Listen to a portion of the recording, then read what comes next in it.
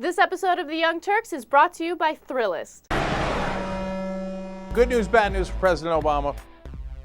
I mentioned this at the very end of the MSNBC show today at 6 o'clock, but as usual, I want to elaborate on it here to give you some better context. So first, good news for President Obama. His popularity has risen, of course, after the Bin Laden capture, 51 to 40%. In the latest Gallup poll, 51% approving, 40% not approving. That's a 5-point rise. Now, will that dissipate? Of course it will. Everybody thinks it will. I think it will. To give you a sense of how much these things dissipate over time, George H.W. Bush, after the first Persian Gulf War, was at 89% approval. He then dropped to 29% approval. Why? Based on the economy. George W. Bush was at 90% approval. After 9/11, he dropped down to 25%, breaking all records. Now, that was due to a lot of things. The economy, Katrina, George Bush is a clown, Iraq, etc., right? So, now, that means historically, national security matters, but in the end, people will vote based on the economy.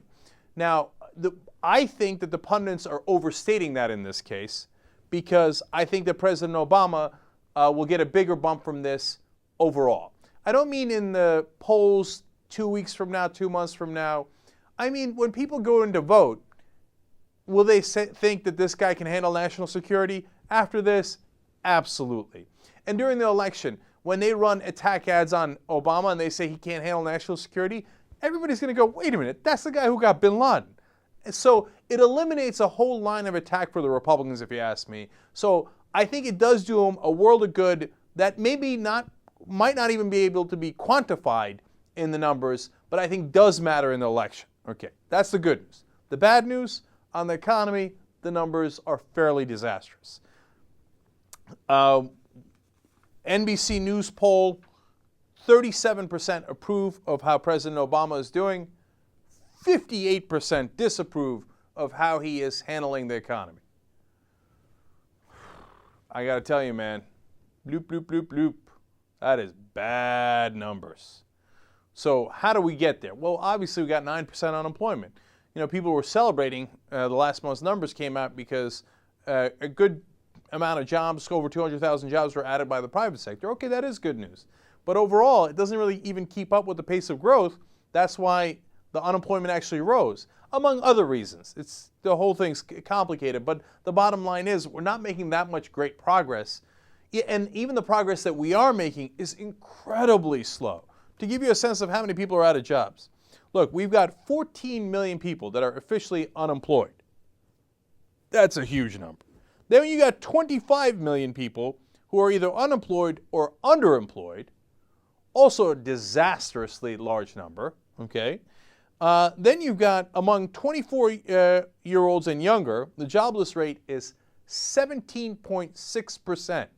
So now remember, the young are who voted for Obama in large numbers. Are they going to be motivated to come out and vote again? Well, if 17.6% of them don't have a job, I don't know about that.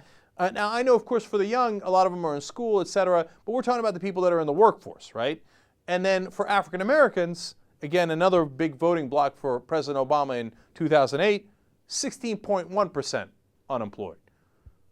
Look, these are terrible numbers. Now, you're going to say, hey, look, that's not President Obama's fault. And I hear you on that. Look, he didn't start this recession. I've said that a million times. I'll say it another million times.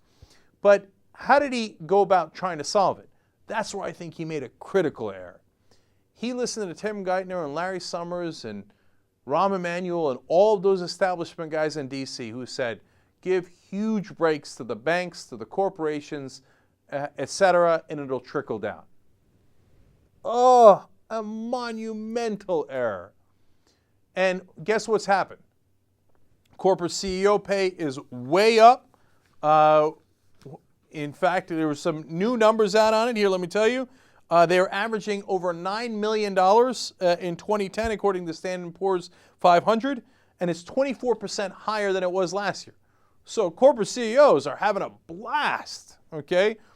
Bank profits are way up. Corporate profits overall are over $10 trillion from last year and up 81%.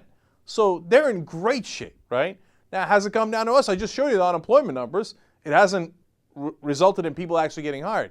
Now, when you look at the value of our homes, and this is critical because this is where a lot of the purchasing power used to come in the American market. If you don't have that purchasing power, it hurts the economy tremendously. Let's look at those numbers. Home values down 3% in the last 3 months. So not going in the right direction, going in the wrong direction. In last year, down 8.2% in 1 year. That is not good. And then you see, since its 2006 peak, home values are down an astounding 29.5%. No recovery. They're just going south, south, south, okay? To give you a sense of how disastrous it is overall, 28.4% of all single-family homes are underwater. That means that people owe more money on the house than the house is worth. All those people are either going to be foreclosed upon or they're going to pay too much. They're actually wasting their money, pouring that money into a house that isn't worth as much as they're paying for it. And eventually, at some point, that's got to break, okay? And that's not a small percentage of the houses. You saw that. That's nearly 30% of the houses in the entire country. We never solved the underlying problem. We gave all that money to the banks, and they were supposed to remedy this. Of course they didn't remedy it. They don't care about you. You think they were going to deal with the foreclosures other than simply foreclosing on you and taking the extra money? The idea of trusting the banks and the top corporations to somehow do the right thing and hire people out of the goodness of their hearts or to take care of this massive foreclosure and home value problem that we have in America was a terrible strategy. And so I am really worried that as we get to that 2012 election, are those numbers magically going to improve when we have the wrong strategy? They're not going to improve. And if you've got a president sitting at 37% approval rating on how he handles the economy, that is a political disaster. And now we have a new sponsor, Thrillist.